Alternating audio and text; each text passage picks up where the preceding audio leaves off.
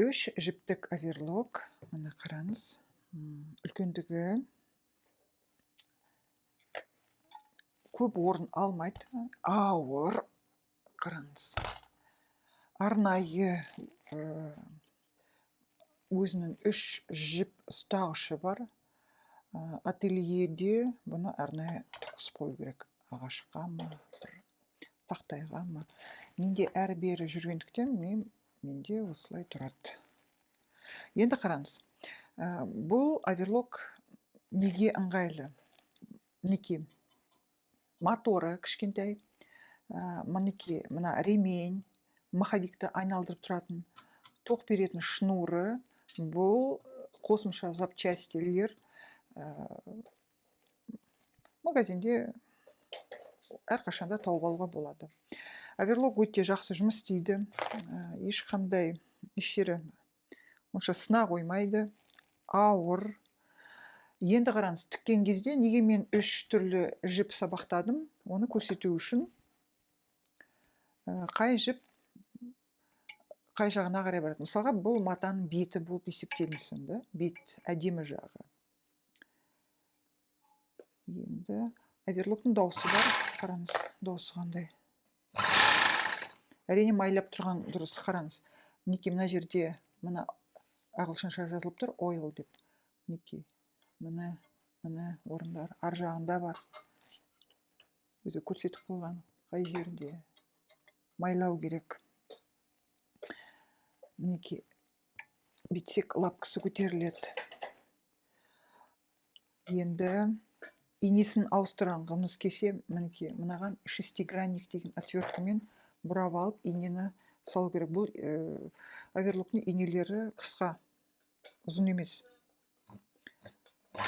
Қараңыз. Көрдіңіз? Ашылып та кетеді. Бұған мән бермейміз. Мен оны бетемде жауып қоям.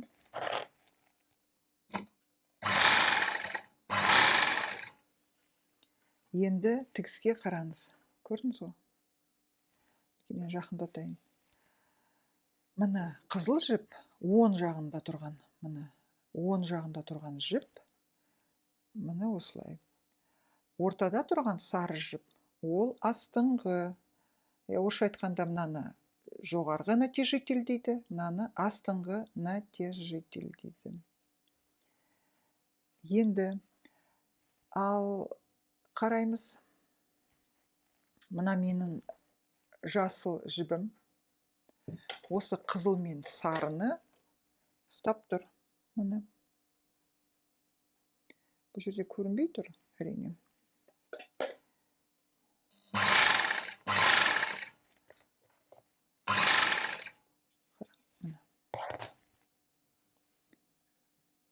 Егерде сөгіп жіберем десеңіз, ол да ыңғайлы. Сөгеміз. Сөккенде қараңыз. Қызыл жіпті сөкпейміз, сарыны сөкпейміз. Мына жасылды ғана тартып аламыз. Міне жасыл жіп тұр ғой. Егерде мен осы жасылды бүйтіп тартсам, оверлок, мына жіп, жасыл жіп сөгіліп кетеді. Сонда екі жіпті ұстап тұрған осы жасыл жіп. Жіптерді қайшымен былай қиям. Көрініп тұр ғой, міне. Үш жіпті алып тастаймын. Мысалға, сіз басқа жіпті сабақтағыңыз келіп тұр. Мінекей. Ақ жіп қояйын қызылдың орнына. Байлап шығам.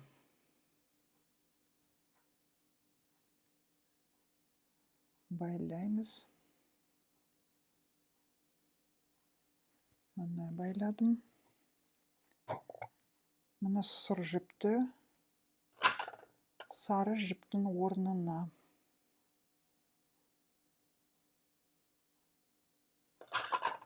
Байлап шығайын.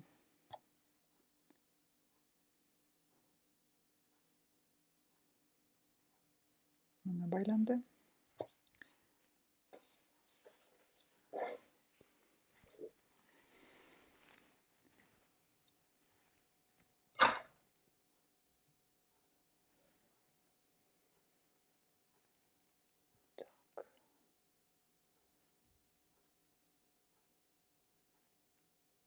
Міне байланды.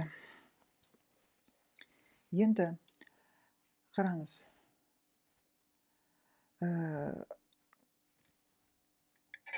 Мына қара детальді қараңыз. Мына мен бүйтіп көтеріп қойдым. Көтергенде мына лапка менде көтерілді. Инені қараңыз, маховикті өзіме қарай аудардым да. Енді біртіндеп тартам. Қараңыз. Мына қызыл жібе. Әрине сабақтауды үйрену керек. Бірақ біз жіп ауыстырған сайын осылай ашамын.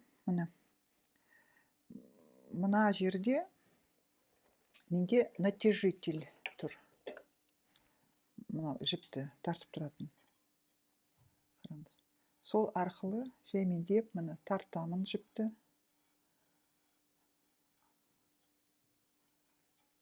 Мына үзіліп кетті. Үзбей өстіп шығарып алам. Мына қараңыз, ақ жібім шықты. Екінші сары жіпті тартып алайын. Мына.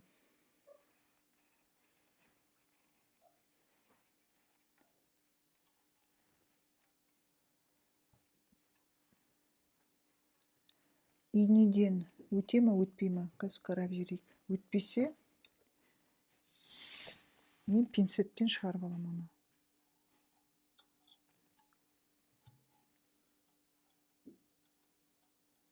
Егер де шықпаса, қайтадан сабақтап жіберем. Қазір көреміз. Кейде өтіп кетеді, кейде сабақтайым.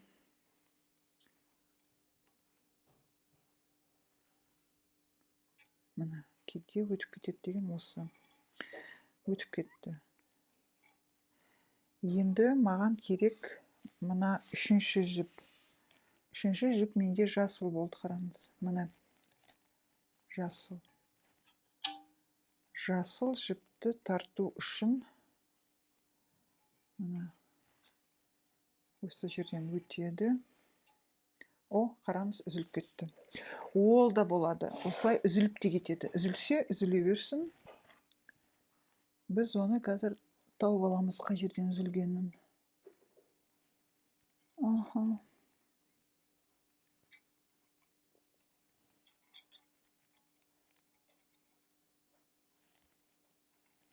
Бәрібір сабақтауды көрсетемін. Мына қараңыз. Байланған жіпке көмектесем бұлай өтіп кету үшін.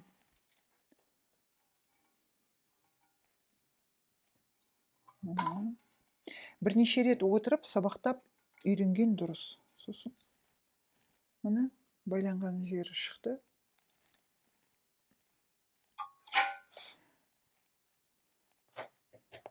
Үш жіпті қиып тастаймын.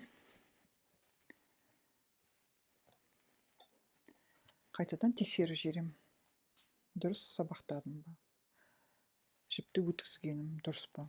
Қараңыз ал. Екі қабаттаймын. Лапкамды түсіремін қайтадан.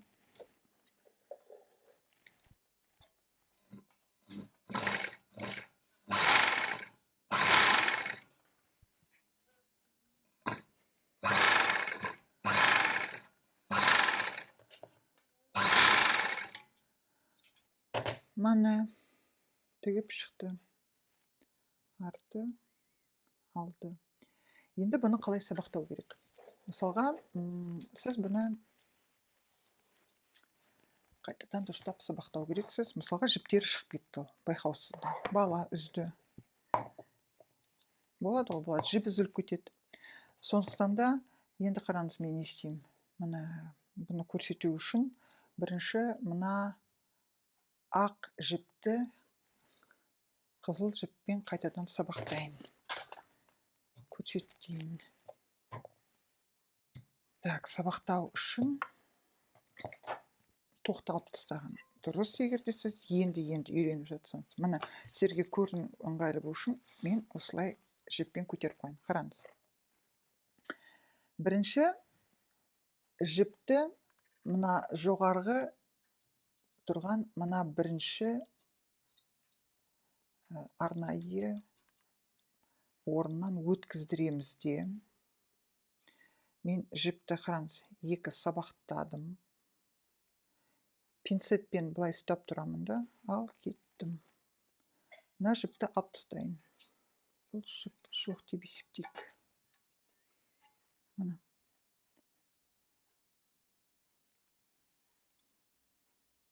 Мына кіргіздім. Қараңыз.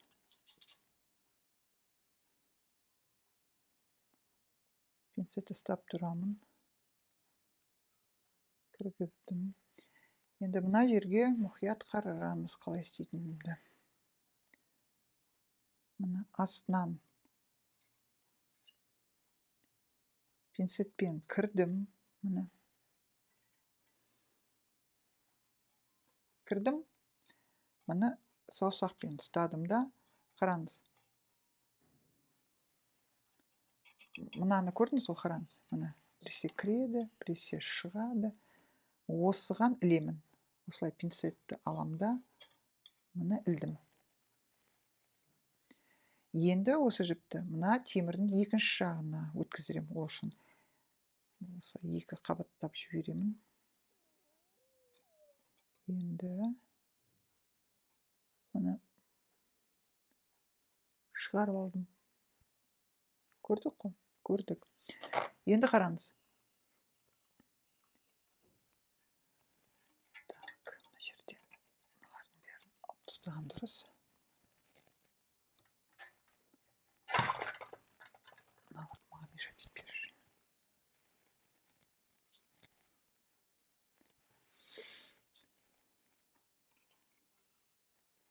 Қараңыз. Мына кіріп шығып жатыр. Осыған жіпті екі қаптадым да, пинцетпен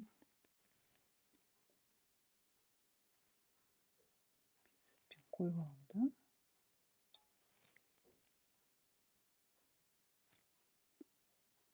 Аккуратно, асықпай. О, шығып кетті, қараңыз.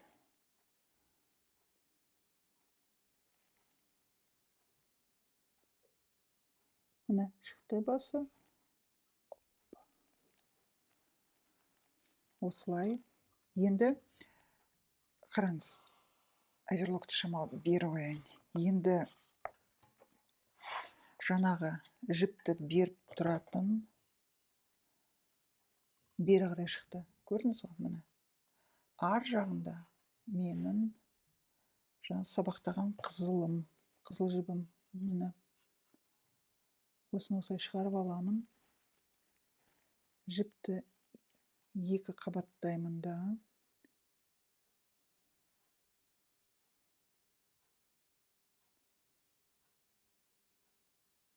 Кіргізіп, өткізіп жіберу керек. Міне. Өтті. Бұл менің оң жағым. Бұл оң жағы. Енді ортасын сабақтаймыз. Мінекей жібіміз. Сары жіп. Сары жіп.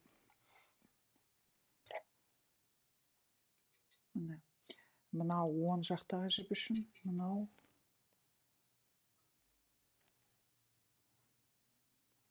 ортасындағы жіп үшін.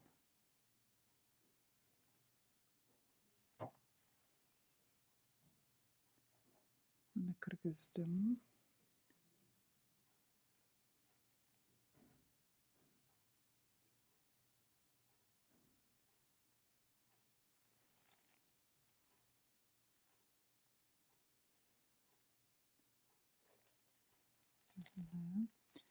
Енді қараңыз.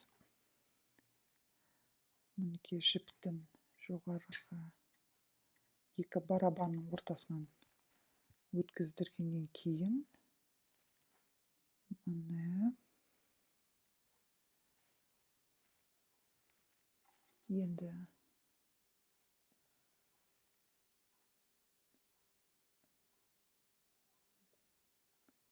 осылай өткіздіреміз.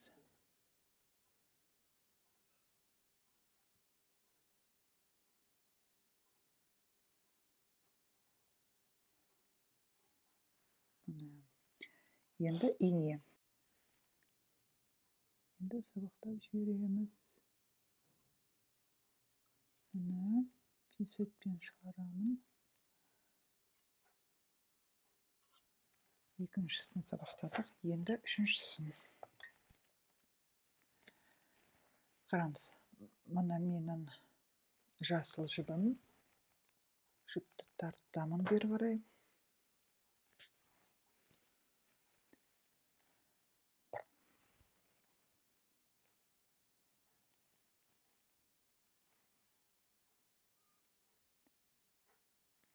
Мына кіргіздім үшінші.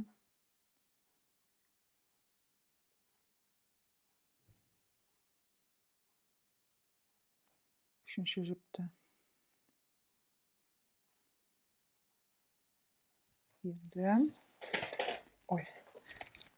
Енді қараңыз. Мына жерде оверлоктың артында қазір көрсетеміз сіздерге. Так.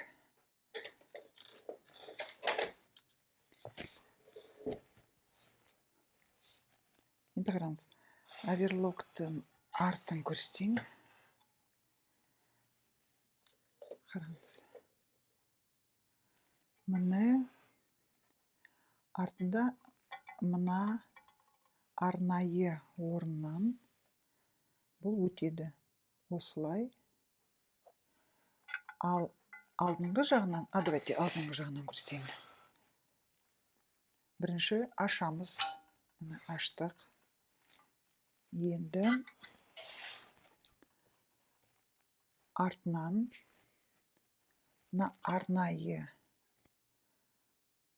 орынға ине жіпті өткіздіреміз де. Ашылды ғой, қараңыз. Ашылды. Сол жіпті тартып алу керекпін. Міне.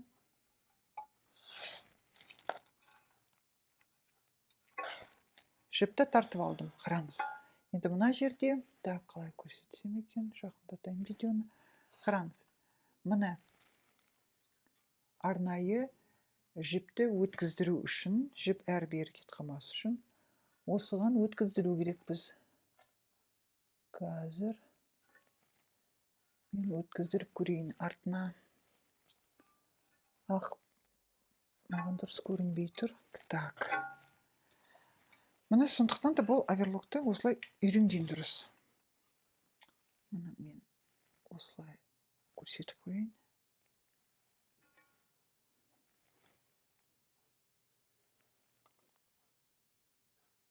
Міне кірді, қараңыз. Міне шығардым. Бұл жақта да екі барабан бар. Сол барабанның үстінен, астынан бірдей өткіздіре беруге болады. Міне мен үстінен бір рет өткіздірдім де, енді қараңыз, осы жерден арнайы өткіздіретін өзінің орны бар, қараңыз. Мына жерден өтеміз. Жібімді екі қабаттап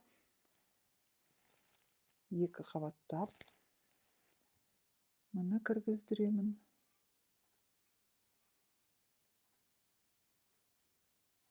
Қараңыз, кірді.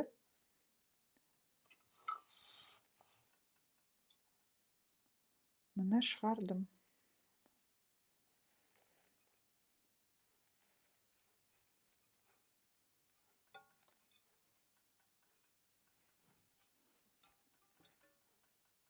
Мына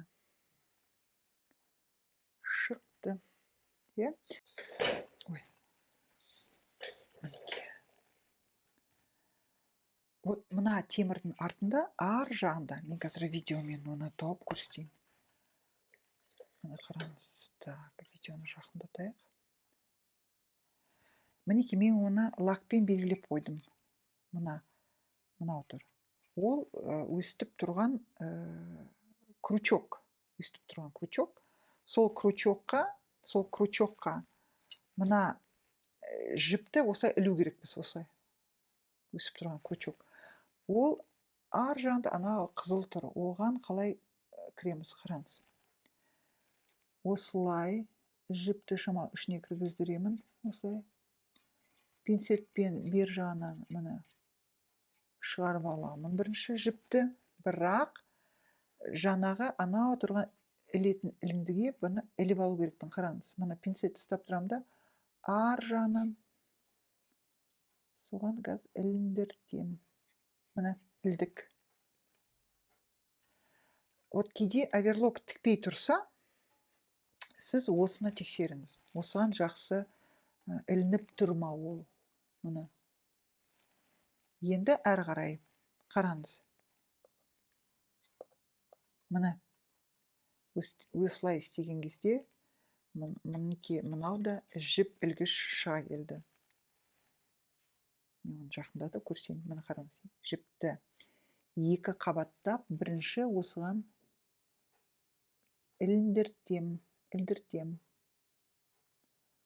Так, саусағым видеоға түспес үшін мына сол қолмен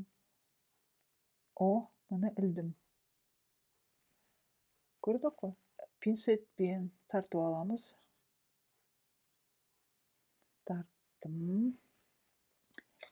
Енді қараңыз. Бұны максимально түсірттім де, маған керек мына бір тұрған оның екінші көзі.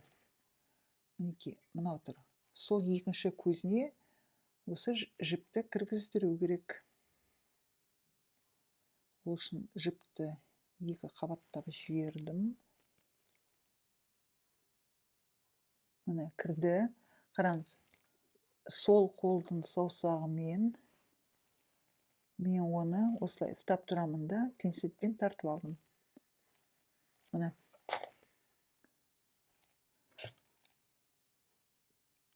Осылай. Әрине, сіз астына мен сияқты жіп қоймаңыз. Мен оны қойып тұрмын, видеокамераға бәрі жақсы түссін деп. Бірнеше рет отырып, арнайы уақыт бөліп, үйрену керек. Енді тексерейік.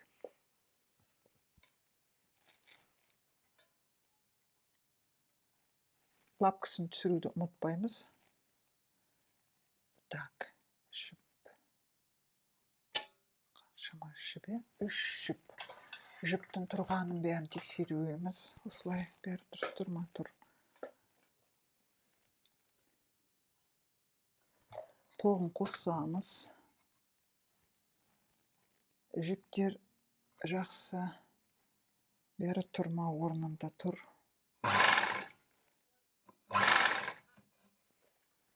Осылай тексеріп алған дұрыс.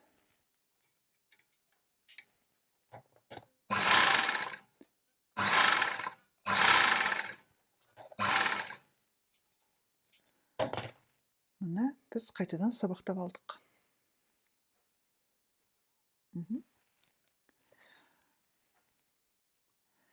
Каналға жазылыңыз, лайк қойыңыз.